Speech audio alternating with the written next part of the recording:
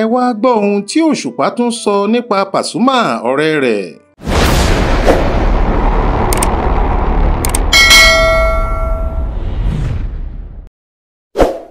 Gbajúmọ̀ òǹkọrin fújì kan tó ti dolóògbé olóyè Síkírù Àyìndé Barrister ló kọ lórin nínú ọ̀kan lára àwọn àwo orin rẹ̀ pé ọ̀rẹ́ ò dùn bí ọ̀rẹ́ méjì kò bá tí ì jà.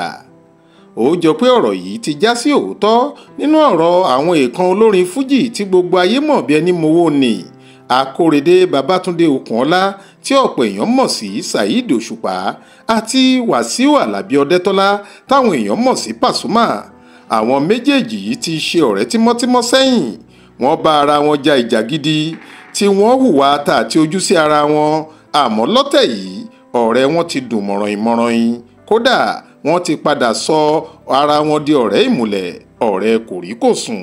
Èyí ló farahàn nínú ọ̀rọ̀ ìkíni tí Saheed Òṣùpá kọ nípa Pasuma fún ti ayẹyẹ ọjọ́ ìbí rẹ̀ lọ́sẹ̀ tá a wà nínú rẹ̀. Ṣé gbogbo ọjọ́ 27 oṣù kọkànlá ọdún ní Pasuma tàbí bá a wà sí gẹ́gẹ́ bó ṣe máa ń pe ara rẹ̀ máa ń di ẹni ọdún tuntun lókè èèpẹ̀ táwọn olólùfẹ́ rẹ̀ sì máa ń kí i lóríṣìíríṣìí. Àmọ́ fún ìgbà pípẹ́ sẹ́yìn, pàápàá nígbà tí àárín àwọn méjèèjì kò gún régé, kò sí èyí tó máa ń kí ara wọn nínú Paso àti Òṣùpá. Bẹ́ẹ̀ làwọn olólùfẹ́ kálukú wọn kì í dórí ìkànnì ẹnìkejì débi tí yóò kí i àyàfi ìgbà tí ìjà náà parí. Èyí ni ọ̀rọ̀ ìkíni tí ọba orin Saheed Òṣùpá kọ sórí ìkànnì rẹ̀ láti kí ọ̀rẹ́ rẹ̀ Pasuma fún ti ayẹyẹ ọjọ́ ìbí rẹ̀ lọ́dún 2024 yìí ṣe ya ọ̀pọ̀ èèyàn lẹ́nu tí wọ́n sì gbóṣùbà fún un. Lórí ìkànnì Instagram rẹ̀ ní Òṣùpá gbé fídíò òun àti ọ̀rẹ́ àtàtà rẹ̀ yìí sí lọ́jọ́ Wednesday, ó sì kọ ọ̀rọ̀ síbẹ̀. Ó ní, mo kí ọ̀rẹ́ mi Ajíbọ́lá Àlàbí Pasuma kú ọjọ́ ìbí o. Mo dúpẹ́ gidigidi pé àwa méjèèjì ti gbàgbé ọ̀rọ̀ àná, a sì ti la gbogbo rọ̀fọ̀rọ̀fọ̀ àtẹ̀yìnwá kọjá, èyí tó sọ wá di akọni nígbẹ̀yìn. Níṣe ni èyí fi hàn gbangba pé okùn ìfẹ́ tó so wá pọ̀ látilẹ̀ okùn tó nípọn ni.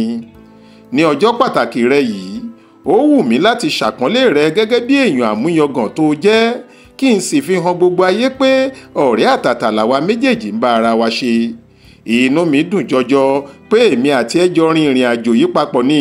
A dẹ̀ ṣì ní ọ̀pọ̀ nǹkan rere, nǹkan ayọ̀, ìtàn ìdùnnú tá a jọ máa ṣe. Mo bá ẹ yọ̀ fún ọdún tuntun tó bẹ̀rẹ̀ yìí. Ọdún ayọ̀, ọdún ìgbéga àti àjọṣepọ̀ ọ̀rẹ́ rere ni yóò jẹ́. Ẹ ó rántí pé ìjà orogún òwò tó gbóná jọjọ ló ti wáyé láàrin àwọn ọ̀rẹ́ ìmùlẹ̀ méjèèjì sẹ́yìn, ó sì fẹ́rẹ̀ má sí èébú tí wọn kò bu ara wọn tán nígbà náà. Lọ́dún 2019 lásìkò ààwẹ̀ Ramadan ló bẹ̀rẹ̀ sí rẹ ìjà wọn ọ̀hún nígbà tí Súlé Àlàó táwọn èèyàn mọ̀ sí Màláíkà dá sí i tó sì bá àwọn méjèèjì sọ̀rọ̀. Lẹ́yìn èyí, nígbà tí màmá Pasuma ìyẹn Àlàájà Àdíjátù Kúbúrát ṣaláìsí, Òṣùpá lọ kí i, ó sì tù ú nínú gẹ́gẹ́ bí ọ̀rẹ́ tòótọ́. Bákan náà ni Paso dúpẹ́ lọ́wọ́ Òṣùpá, ó sì tún kí òun náà lọ́jọ́ ìbí rẹ̀ látìgbà náà wá. Láìpẹ́ yìí, nígbà tí awuyewuye tuntun fẹ́ gbòde lágboolé fújì, ó hàn gbangba pé Òṣùpá nífẹ̀ẹ́ ọ̀rẹ́ rẹ̀ yìí torí bó ṣe kọrin lówelówe tó níṣe ló pe Paso ní ànábì. Ó ní ọ̀kan lára àwọn ànábì Ọlọ́run nídìí iṣẹ́ fújì ni, ó sì dá òun lójú bẹ́ẹ̀. Pasuma náà ti dúpẹ́ lọ́wọ́ Òṣùpá o fún ti ìkíni ọlọ́yàyà tó kí i lọ́jọ́ ìbí rẹ̀ yìí. Pasuma fèsì pé o ṣeun lọ́pọ̀lọpọ̀ jàkí ọlá baba Suliat, mo mọ rírì èyí o, ìfẹ́ ni o, aláyìnlá kíngíkíngí. Lára àwọn tó tún kọ ọ̀rọ̀ láti fi ìdùnnú wọn hàn sí ìrẹ́pọ̀ tuntun yìí ni ọ̀gá onímọ́tò ní Koko Zaria, àgbà òṣèré tíátà Ìyá Rainbow, Bímbọ́ Thomas, Kẹ́mi Kóredé, Mustapha Ṣọlágbadé, Màmá Eréko àti bẹ́ẹ̀ bẹ́ẹ̀ lọ.